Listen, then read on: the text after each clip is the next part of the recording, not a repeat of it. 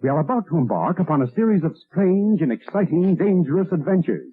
Adventures that will lead us to all parts of the world. Hello and welcome to another Bad Comic Review. This time we're looking at Night Terror's Batman Issue 2. This is a two-part miniseries that ties into the Night Terror's miniseries from 2023, and this is written by Joshua Williamson, art by Guillem March, colors by Tomeu Morey, letters by Troy Peteri, cover by Guillem March and Tomeu Morey, edited by Ben Abernathy. So Batman's dealing with his nightmares, and he quickly figures out a way to cope with that as he tries to get Deadman out of his brain. Well, he goes to a locked door in his mind, which a little on the nose there sits on top of a brain. I guess they needed to overemphasize that point. And Insomnia shows up and Batman gets a slightly darker costume for some reason to look more menacing, I guess. And he faces off with the gun bat thing and then talks to himself for a moment, which is kind of touching. And finally, the plot progresses. Now, this story takes place between Night Terror's issue 2 and 3, and that's important in the reading order if you're trying to read the Night Terror storyline without spoilers, that sort of thing. So this will make much more sense if you read it between issues 2 and 3 of Night Terror's. There is a backup story, this time of Speedy, aka Arsenal, and this is written by Joshua Williamson with art by Trevor, Hairsine, colors by Antonio Fabela, letters by Troy Peteri, edited by Ben Abernathy. Now all of Arsenal's arrows miss. Black Canary was with him in the waking world, and she is having nightmares about not being able to scream and her mouth disappearing in some Nightmare on Elm Street looking event. But it's mostly about Arsenal and his generalized fears, and a crocodile is creeping up on him, and oh my god, it's scary. But this one just sort of is an allusion to Night's Terror, Night's End, which is not part of the main miniseries, but still really, really important to it. I don't know, they just like to do these stupid end cap books, omegas and ends and all that, on top of the mini-series, so they can sell you an extra book that you have to buy because you were tricked into it by not getting the actual mini-series when they tell you it's a mini-series. Anyway, it was a pointless backup story. It was okay for what it was just completely pointless and had nothing to do with anything, and as far as I could tell, these two characters have nothing to do with Night's Terror. And the art was okay on the backup story. The main book, the art was really solid. I didn't have a problem with that. There were a few panels that kind of annoyed me, but minor complaints. Overall, pretty solid, but the book is completely unnecessary and very average. It's not a masterpiece in the making, and it is definitely not worth $5. If you want to read this, grab it for $1 or $2 out of the back issue bins, but it's really not important to the Night Terror story other than to find out how Batman is dealing with the nightmare situation and whether or not he's going to wake up in time for issues 3 and 4. There's some decent storyline points, but it's not anything that you gotta run out and buy to add to Night's Terror, and it's really just not that compelling or all that new of storytelling. It's just a interesting little side quest in the overarching plot of Night's Terror. I don't feel bad for reading it. I didn't feel like I wasted my time. It's just not that critical to the main storyline. So don't pay more than a couple bucks for it. It's not worth $5. It's not that interesting or compelling, and the backup story is a complete freaking waste of time. But it was better than issue 1. The cover is really cool, at least, so I mean, I'll give them credit for that, but it's just not enough to make it worth $5. That's gonna do it for this one. Thank you so much for listening and supporting the channel. If you enjoyed the video, please hit the like button, and don't forget to subscribe so you don't miss future reviews. If you'd like to help the channel out in other ways, links are in the description to various support methods, and as always, we hope to see you on the next one.